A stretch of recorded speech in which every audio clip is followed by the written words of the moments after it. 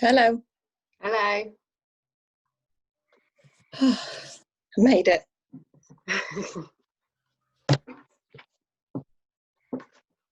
Oh gosh.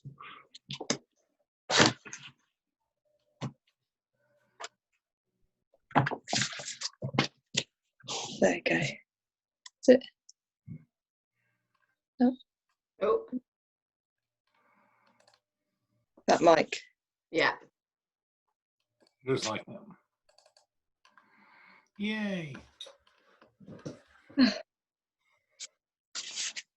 Made it. Let's do that down there.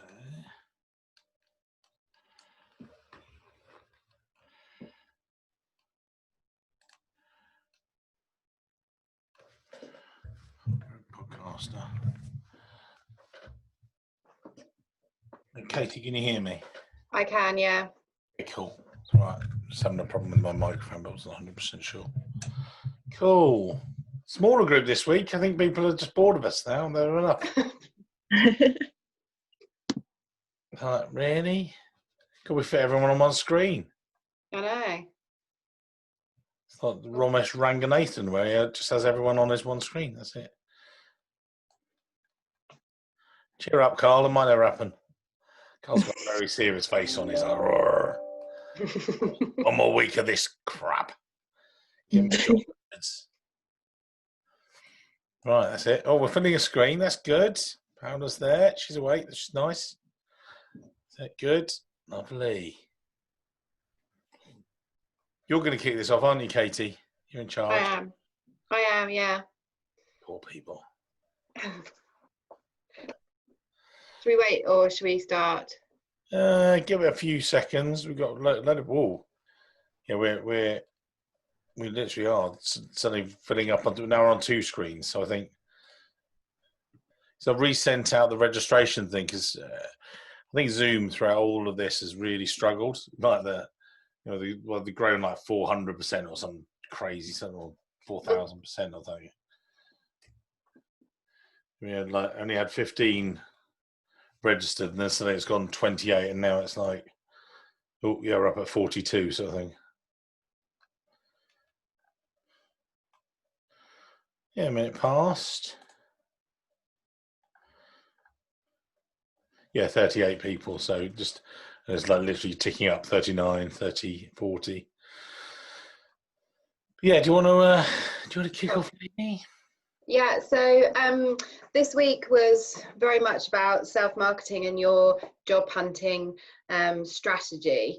I think, for those of you who have searched for a job before, which I'm sure most of you have, job hunting itself requires some form of a strategy and action plan. Most job hunters won't wait for adverts. It's common fact that about 80% of the roles aren't actually advertised. So there's a lot that you really need to be proactive about in terms of researching and ways that you can find out about jobs that aren't necessarily advertised. So Ava and I are just going to talk through sort of a couple of sort of top ways to search for jobs, and then Mike will take you through sort of working with agencies, and then we will take you through sort of how to really make sure that you do structure it with an action plan, a weekly action plan. So, I mean, you've got networking, which is obviously the biggest one, and obviously it pulls into what we've discussed throughout this course, and it's really very much around obviously utilising your connections within LinkedIn or Facebook or wherever you've got connections, and utilising their connections as well. So it's very much around a research exercise that can lead you to speculatively approaching contacts within your network. One of the things not to do, and what we kind of spoke to you about, is you need to make those approaches very personable, and also very much not about asking, have you got any jobs there, or have you got any jobs that suit me there. So it's very much around sort of researching exercise on the kind of businesses that you want to work in, and then finding out whether or not you've got a contact within those businesses that you can leverage off, or actually if they could potentially have somebody in their network which could help you with a job search. You're kind of asking for help for names, and you want to be able to really speak to them for a couple of minutes on the phone, just to sort of introduce yourself, explain how you've got that person's name and details. There's somebody in your network from on LinkedIn, and you sort of explain briefly why you're getting in contact with them. So it's around sort of that maybe somebody has suggested that they may be able to help you in your job search. You're looking at whether or not perhaps there's somebody in their own network that that you should be speaking to, or that they can introduce you to. And if they can't speak at the time that you sort of approach them, then make sure you schedule in a call, and make sure then you diarise a catch-up call later on. But it's very much around sort of how they can help you, is around sort of the company information, their future needs within their Treasury department, how they're looking for that to grow, putting you in touch, as I said, with other people, and just keeping an eye out for any opportunities that they feel could be suited to you, and explain to them the kind of job roles that you're looking for, and the kind of businesses and the kind of culture that you're looking for as well. And actually, I think you'll find that a lot of people are very responsive. I know that when I was made redundant a few years back, I actually did that exercise, and it's amazing how many people these days want to help, or if they can't help there and then, they'll always try and put you in touch with somebody, or they'll sort of keep you on their radar. And actually it's growing a lot more now with people responding, but as we've kind of talked about, you have to be very much you have to really make it quite personal and dedicated to them. Don't send out a blanketed approach. There are various different means of trying to find jobs. You do have LinkedIn, you do have Glassdoor, you do for Treasury obviously have the associations. You've got ACCT, you've got ATEL and Luxembourg, etc. You've obviously got recruitment agencies, but a lot of the time you do a lot of proactive searching as well. And Aira is going to just talk you through sort of looking at company websites and things like that, and then Mike can take you through sort of picking agencies and talking to you a bit more about that. I think so just to jump in there briefly. Yeah. Oh God, is that my sound? Wow. I'll redo my sound in a second. You carry on, you guys, and I'll reset my sound. So Aira, I don't know if you want to sort of just talk a bit about sort of researching companies and doing that. Yeah. So when you're researching, I think it's best just to kind of start off with a list of companies you would want to work for. Don't just apply for anything and everything.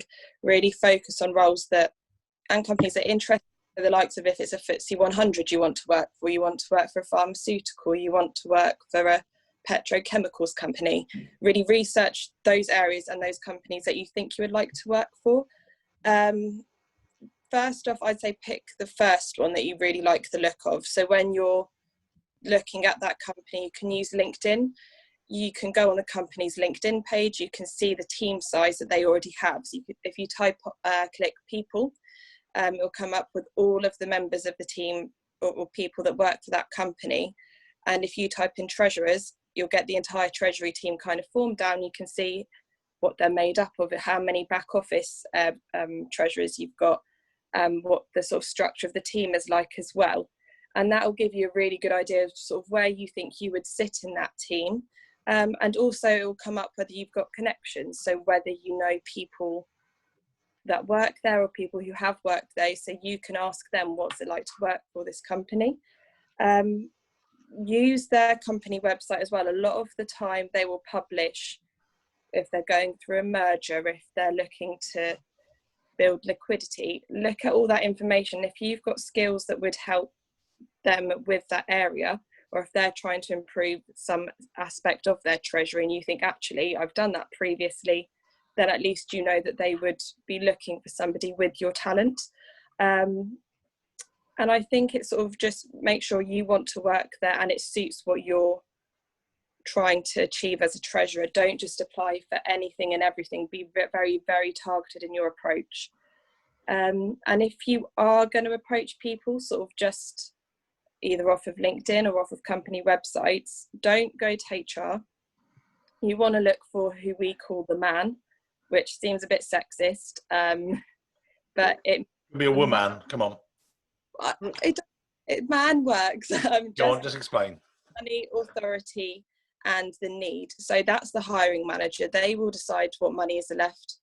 They will decide who comes into the team, and they will be the ones that need it. So they're the people you want to target. So if you maybe perhaps or they connected them on LinkedIn, drop them a message, or you've met them at a conference, say you've got their card, like Katie said, tailor a lovely email to them. If you don't hear back, chase again sort of a week later, and maybe drop them a phone call and just sort of make sure you stay in that person's mind when you're looking. Slow down. This is for the group. Just going back a stage, you talk about the need, and you zip through some really amazing information there. You said that you'd look on LinkedIn about talking about their structure, talking about the way that maybe their team was structured, and this comes down to the stage of evolution. Why is that important?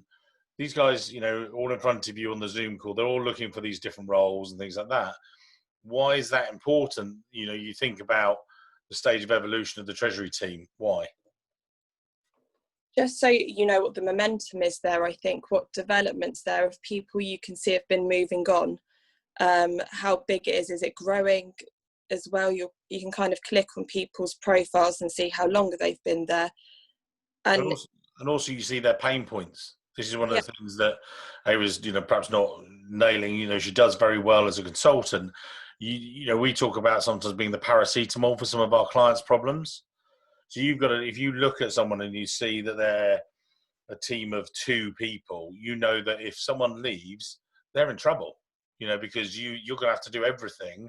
So that's very different to if you see they've got 8 people, but they still don't even have a treasury system.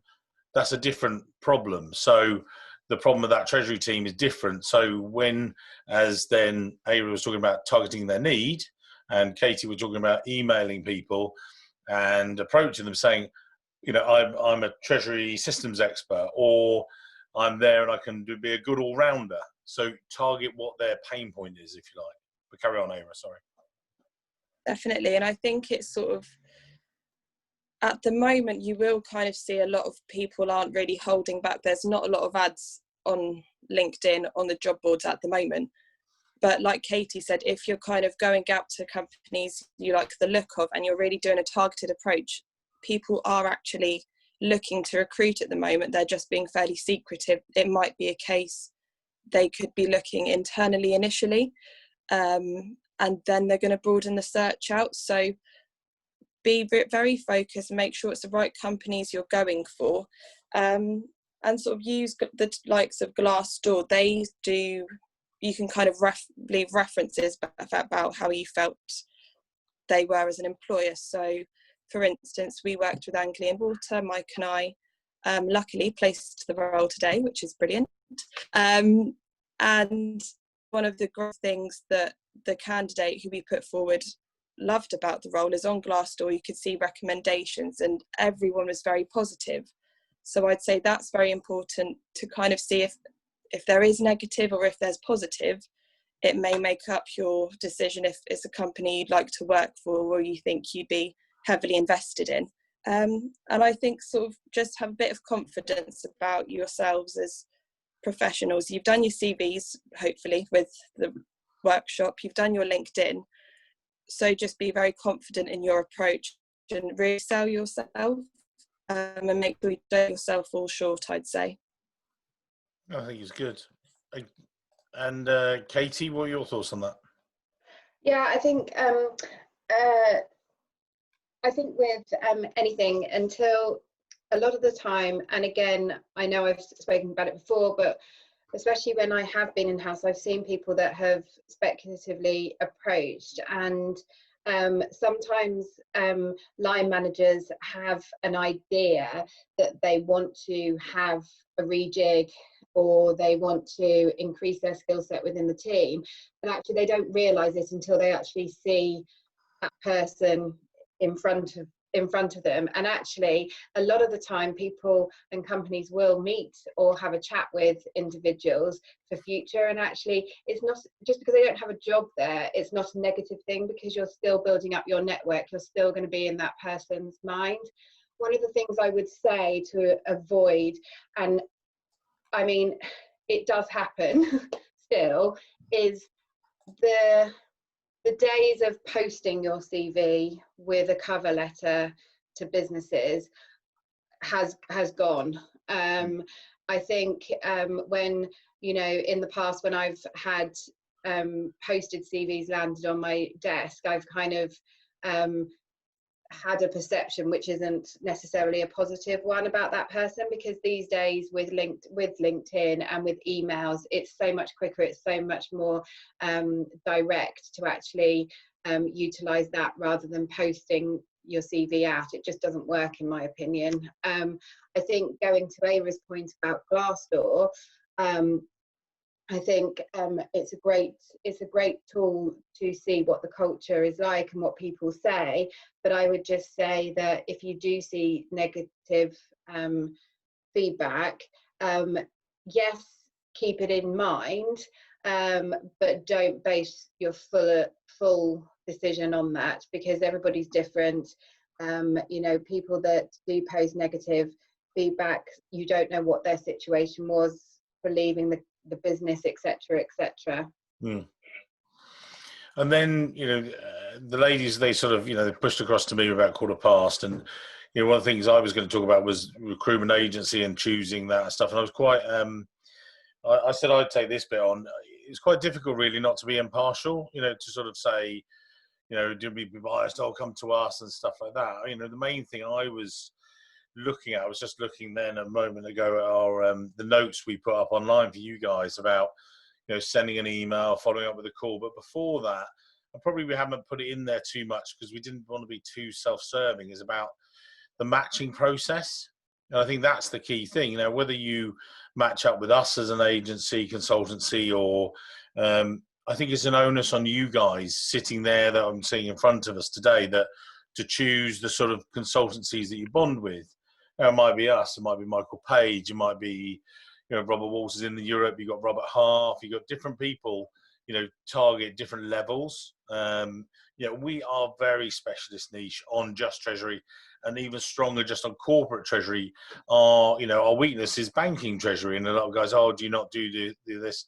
You know, one of the things is we don't really do it, but we do some, but it's so very much niche within a bank. And we're thinking about actually going out and changing the bits on our website just to really explain that to, you know, I keep getting guys from fixed income coming to me. I don't know why. I've had 2 in the past 2 days, and I've said, we can't help you. Oh, but I want to make a move to Treasury. You can't. You don't have any corporate Treasury expertise in the past 15 years. And they're not going to come up and match with any of you guys on the screen that have got corporate Treasury backgrounds. So, you know, I'd rather give them, and we've given them 2 or 3 agencies we know, and we try and match them and do that matchmaking service ourselves. And I think, you know, you and I spoke about that as well, didn't we, Katie? We'd rather turn, you know, turn people off or turn them away rather, and say, look, we can't help you, rather than pretend to be everything to everyone, which is a little bit difficult, really. You know, and then we were just talking about some of the other bullet points, words of caution. And, you know, do chuck in some Zoom group chats. We'll come back to the question from George in a moment. You know, just, you know, being available, usual stuff. I mean, there's a lot of this stuff seems like housekeeping, I suppose, because we do it every day. You know, professional email, keep in contact if things change, you know, because you might have an offer. You know, we are there to give advice. You know, we, you know, regularly, you know, Katie, myself, Ara, giving advice when we tell people to take a job, not through us. You know, we might have 2 offers, an offer through us and a better job, someone else. No, if we think it's a better job, we'll tell you, because we've been doing this 20 plus years. We're not just going to go, oh yeah, take the job, great, we get a fee. The fees will keep coming. We're going to still keep on going, sort of thing. Let's go to George's question, if we would, and maybe thoughts about it. A cover letter where the option is to add one when submitting electronically. Perfect. If there is, but don't make it a generic one. We've talked before about, I talk about the paracetamol effect, if you like. And actually, I'll give the practical example, if I may. So we let me just look. I'm just thinking he's actually on the screen because he's actually got the interview in a couple of hours. Let's just check. He might have. I did say I thought it'd be a good warm up. I think he's a bit about 6 o'clock this evening. One of the American guys is doing an interview. He did a phone interview. I referenced him about 4 weeks ago in our class, and this was the chap that had identified 105 vacancies through LinkedIn, gone applied for everyone, and unlike, as George says there, a tailored cover letter, been spamming himself out, and some of them weren't even Treasury. And I just read back through the last probably 10 or 15. I identified one job that I thought was an absolute shoe-in for him. Pharmaceutical, stroke consumer goods, FMCG, a crossover. He applied for that. HR person, we did some background reference checking, just looked at what their interests were. He had a half-hour screening with them.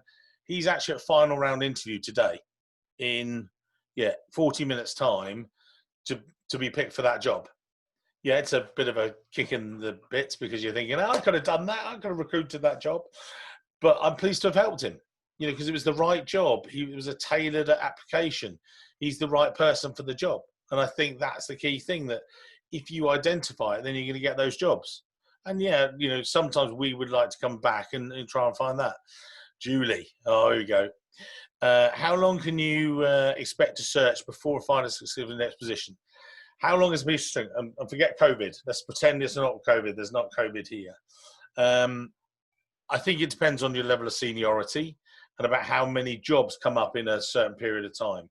I've written about it before. So if we take a mid-level person, let's say an assistant or deputy treasurer, and on an average month in the UK, if it's a typical market, there might be 2 or 3 vacancies in that month.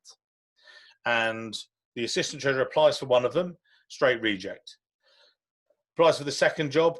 Actually, they say, yeah, we're interested in you. You decide you're not interested in them. So your third role comes through and you start to go through for interview. 1 in 3 interviews. So you do it over the next 2 or 3 months. You get to offer stage once. So I say assistant treasurer offered once, and you say, do you know what? That's not the right job for me. So the process starts again. So I'd probably say an assistant treasurer, assistant deputy treasurer at that kind of level, you're going to get 1 or 2 offers every 6 months. So if you're a group treasurer, you probably double it because you're the next level above, if you like. So you're probably getting 1 or 2 offers a year. If you're treasury analyst, stroke manager, and this is taking lots of averages and things like that, but you're probably looking at treasury analyst, you might be sort of 1, 2, 3, you're going to have in a typical market, forget about pandemics and everything else, you're probably looking about 4 or 5 opportunities. You apply for a couple of them, 1 of them you go for, 1 of them you don't. So you're going to be getting to offer stage once every 4 months, just in general. Katie, do you think similar sort of levels, and Aira? Yeah, I do. And I think, as you said, it is all very much dependent on the time of year with the amount of vacancies. And as you said, with things that are out of the control, obviously that throws something into the mix that could increase the time that people hire. But I would say that's probably about right. Yeah, I'd agree, to be honest. I think so, especially with analyst levels, even assistants, they're looking at probably 6, 7 plus offers. If they were to do it sort of within a year, no working, they'd get quite a few because they're sort of low level and the salary expectations are there. There's some people they can invest in. It is very dependent on seniority.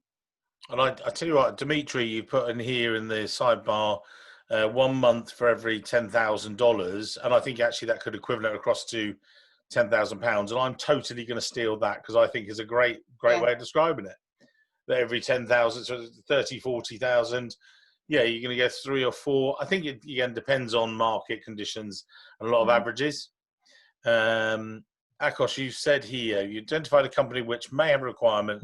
Didn't know any. Is there a good way to send in a good Treasury headhunter? No, there are no good Treasury headhunters to intermediate. Risk the headhunter will send them another better. So you can, yeah, you run that risk anyway. But if you think you're going to be good enough, I think it's something didn't get mentioned earlier. I think there are other relationship people that will know the corporates you're targeting. So that's your banking colleagues. So you're going to have banking colleagues, you're going to have treasury systems providers. All of you guys I'm looking at all know loads of different people within Treasury. So I think there's going to be lots of other ways you can target people. So it's not just through ourselves. I think actually through ourselves, you can actually ask us as well. You know, I sometimes get approached and say, oh, Mike, here, there's a vacancy at XYZ company. What do you think? And I'll say, well, yeah, if you want the revolving door to hit you on the way out. And people are like, what, really? I said, yeah, it's, you know, we can tell you a bit more, some of the cultural stuff. That's not actually good for our business. So we try not to.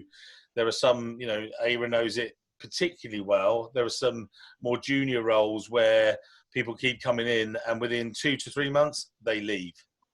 And actually that does no one any good. So we try and avoid dealing with clients like that, which is, you know, definitely, you know, said there. There was a private question put here, which quite about, you know, banking guys making a move across into some of the corporates. I think there is actually an opportunity within some corporates for banking experts to go into there. You know, particularly if they're doing debt capital markets or doing a lot of activity at one point. The problem is with that is if it's a massive period of debt consolidation or debt raising or everything else, there's an end point. And we talked about it a few weeks ago with Kingfisher, where they did loads of debt raising, they did all the bonds, it finished. And then it's back to Treasury and back to your day job. And the problem with some of that is a lot of those guys were like, hang on, where's the next deal? There is no next deal. That's it. It's done. It's over. And actually then it's, you know, about the cash management. It's about systems and everything else. Okay, you know, again, Katie, you get a bid in Europe as well, because that's one for yourself. You know, you get a lot of applications from a lot of banking guys, and yeah, we both have to deal with it, don't we? Yeah. I think, you know, there are a lot of people that do want to transfer over, and yeah, you do have to deal with a lot of it. I think I agree with Emmanuel that I do think bankers would be quite happy to help you network in. I think that there are other agencies that are more specifically dedicated to that kind of area that we're not. Yeah, I probably, I think on a sort of day-to-day basis, I always get probably one or two. Yeah. The dog agrees. Yeah. So, I mean, I think we're at 1:30. It's been amazing. Now, what we are going to do, we were talking about this today. Yeah. It's been amazing. Thank you for all this. Oh, and one last, Jenny Allen. That was quick typing. We'll answer Jenny's question. So what's she got? Question associated with the interviews. The end of an interviewer asks you email them any questions, trying to gauge whether or not you're really interested in the role. Would you send them a question of an interview, emailing work in my favour, I'm interested in the role? Always have a question. I've said this before, even if you don't have a question, lie. Yeah. That's the one thing I would say. You know, what I don't mean explicitly, oh yeah, I'm really interested. If you are interested in the job, obviously, I'm joking. But what I mean is, you do want to show your interest in a role, you know, and think about it, you know, whether it's, you know, a question about, it doesn't have to be specifically about the role. It could be about where would you see the role going from here? You know, it doesn't, you know, so it can be, you know, not how many loo rolls you sold last week. You know, it's actually where do you see Treasury developing from here? Or it's any of the questions I might ask, you know, at the end of my podcast a lot of the time when I'm asking people, I am genuinely interested about where they see technology, you know, improving the team and things like that. You might, you know, you say here, is this a way of them trying to gauge whether or not you're interested in the role? I wouldn't know. You'd have to judge it and things like that. I think it's a good way to establish dialogue as well. you know, or continue the dialogue. They can then, if it's not going to be right for you, they might think about you for other things. But I think it's a good way of, you know, continuing a conversation, sort of thing. And I wouldn't try and second guess what their motive is behind it. Yeah. I think, you know, as Mike said, I think it, in my experience, is always better when people have questions. I think don't have loads and loads and loads of questions. I've done an interview once before where someone had a whole page of A4 questions. You know, that's too much, but you know, I think sort of 3 or 4 is fine. Yeah, or yeah, just, and even if it's just one. Yeah. I think it's just, if you're just expressing an interest and do you have further questions, it's a nice follow up. It's a nice gentle way of keeping communication going with them as well. I was just going to finish off today and say that we are going to repeat the bounce back program. But obviously you guys have been through it, so you've done it. But we want people to, you know, keep engaged with us. So what we're going to do is repeat the bounce back program for people who haven't done it. So feel free to recommend it to colleagues. But we've built up such a decent community. What we have said is that we're going to get together perhaps on a monthly basis with you guys and all just, you know, chucking questions, you know, some of the issues we're going to come up, you know, we've been asked, for instance, how do we see the role of women within Treasury? What's the latest market update? So we're going to look to do one in about 2 or 3 drinks. Again, virtual drinks as well. Mr. Zold, I knew you'd be straight in there about the beers. I know. You know, but just make it a little bit more, you know, we've built up, you know, it's great. Some of the guys have questions. You might have, you know, interviews coming up. We're coming into a quieter stage of the year as well. You know, you guys are then still thinking about how we perhaps take it to the next level. So what we are going to do is schedule at the beginning of July. So in about 2 or 3 weeks' time, you know, around the same time as Bounce Back 2 starts. So, yeah, just, you know, we're going to get that back together, aren't we? Keep the band together, isn't it, Wayne? Katie? And Cannon and your dog, yes? Yeah. Cool. Yeah. I'm glad everyone found it. So if everyone feel free to send us some lovely words of love. Some of these, the format, thanks because we want to pass this on more to the other guys that are going to do it, just to show them, you know, we did it because we knew you guys were needing some support in this crappy pandemic. And don't worry, the pub's open on the 22nd. That's all right. 13 days, not that I'm counting. I am counting. But yeah, so thank you for all the chat. So drop us some emails. This is Thanks, guys. And yeah, it's been amazing. Thank you. Everyone. Thanks very much, everybody. Love you all. Thank you. Thank you. Thank you. Bye. Bye. Bye.